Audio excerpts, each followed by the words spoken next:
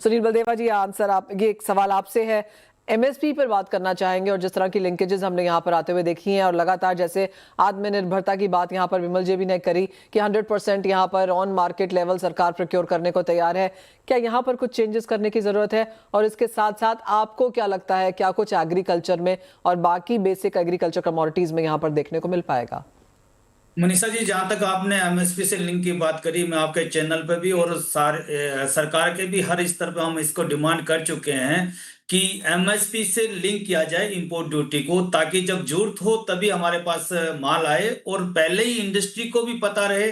ताकि कहाँ क्या भाव होने पर क्या ड्यूटी हो जाएगी और किस भाव की हमें कॉस्टिंग पड़ेगी। दूसरा, एक बाहर के देशों को भी पता रहेगा कि हमारे यदि कमी है तो उनको माल उगाने के लिए प्रोत्साहित होंगे वहां के किसान, और इससे ये एक अच्छी बात होगी, किसान न केवल किसानों को माल जो है, भाव जो है वो अच्छे मिलेंगे, बल्कि एक स्थिर लेवल पे कंज्यूमर को भी माल मिलता रहेगा। बाकी काफी चीजों को विमल जी टच कर चुके हैं, लेकिन एक बात मैं और कहना चाहूंगा कि असिंचित क्षेत्र को सिंचित करने के लिए भी सरकार को एक बजट बनाना होगा। जैसे नदियों जोड़ने का काम पहले अधूरा रह गया था, वो यदि हम करते हैं तो एक बहुत बड़ा क्षेत्र जो है हमें मिल जाएगा। और जैसा कुछ बातें जैसे प्रोडक्शन बढ़ाने की, यील्ड बढ़ाने की, और कुछ प्लांट जो हमारे यहाँ नहीं बनते हैं, जैसे इन्होंने विमल जी ने प्रोटीन प्लांट की बात की, तो उसमें टेक्निकल भी बहुत सारी प्रॉब्लम है, पानी चाहिए हमें, गैस चाहिए, तो ऐसी जगह हमें प्रोवाइड कराना और उसके लिए इंसेंटिव करना, क्योंकि मूंग में सबसे ज्यादा प्रोटीन है, और मूंग, मटर और जो दोनों आइटम है वो चाइना जो है इंपोर्ट करके वापस भी प्रोटीन को एक्सपोर्ट कर रहा है। तो हमारे यहाँ बहुत ज्यादा ये अच्छे से हो सकता है और हम अच्छे से एक्सपोर्ट भी कर सकते हैं। तो इसके लिए सरकार को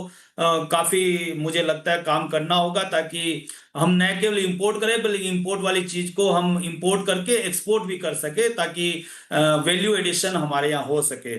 और तीसरा बात, जो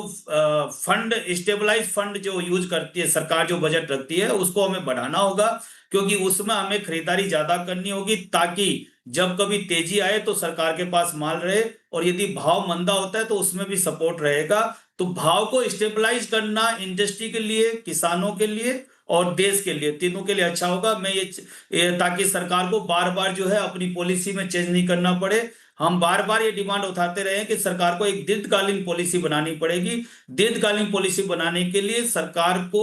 इंपोर्ट और एक्सपोर्ट की ड्यूटी क्या होनी चाहिए उसके बारे में एक लंबा रिसर्च करते हुए, एमएसपी से लिंक करते हुए उसको बना रखना होगा।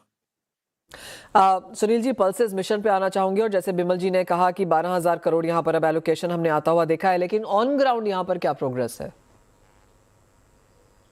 अभी तक जहां तक रिसर्च की बात है, दालों में बहुत ज्यादा नहीं हुई है। हमने चावल की बहुत सारी किस्में देखी है, लेकिन दालों में हमने बहुत सारी किस्में अभी तक नया उत्पादन बढ़ाने के लिए हुआ है, नए किस्मों का ज्यादा किस्में ज्यादा बहुत ज्यादा तरह की हुई है। इसके लिए हमें बहुत ज्यादा जरूरत है। जैसा मैंने बोला कि प्रोडक्शन बढ़ाने के, यील्ड बढ़ाने के लिए हमें रिसर्च की जरूरत है, तो हमें क्षेत्र भी बढ़ाना होगा, क्योंकि हमारे पास ऐसी चीज क्षेत्र बहुत है जहाँ पे यील्ड बहुत, एक तो